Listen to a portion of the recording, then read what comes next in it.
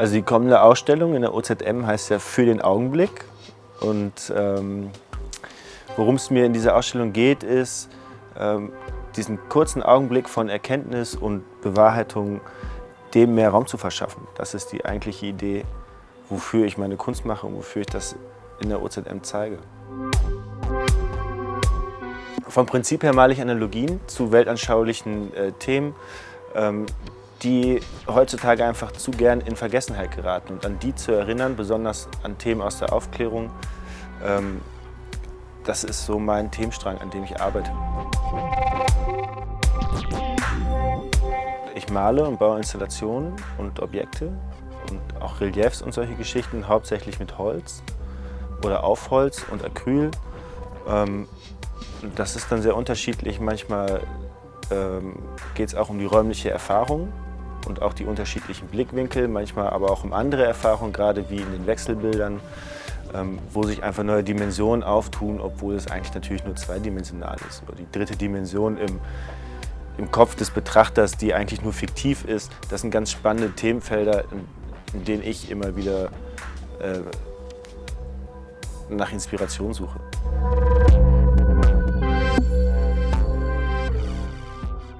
Gerade bei diesen Wechselbildern, die ja Hidden Dynamics heißen, geht es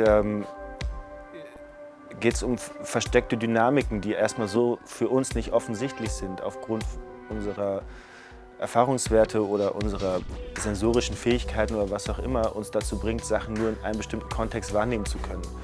Dass das so ist, darauf will ich halt aufmerksam machen, weil es der erste Schritt dazu ist, offen zu sein für seine Umwelt, nämlich nicht zu sehr darauf zu beharren, was man glaubt zu wissen. Und die Wechselbilder sind eine direkte Konsequenz der letzten Ausstellung in der OZM, weil sich da das verfestigt hat, in welcher Form man mit diesem Effekt umgehen kann, wie man den erarbeiten kann. Und das ist dann quasi direkt aus dieser Ausstellung entstanden. Also in der Ausstellung wird der Fokus sehr stark auf dem Dreieck liegen, weil es eine der interessantesten Grundformen ist.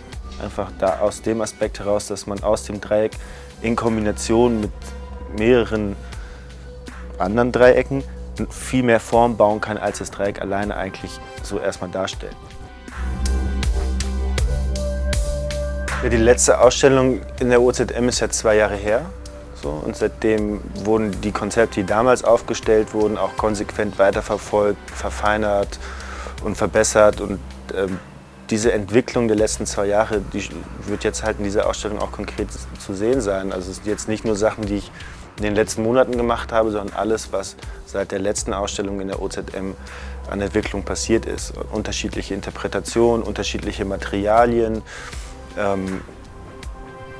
Und das ist schon ein ziemlich breites Spektrum, weil da viel gemacht wurde.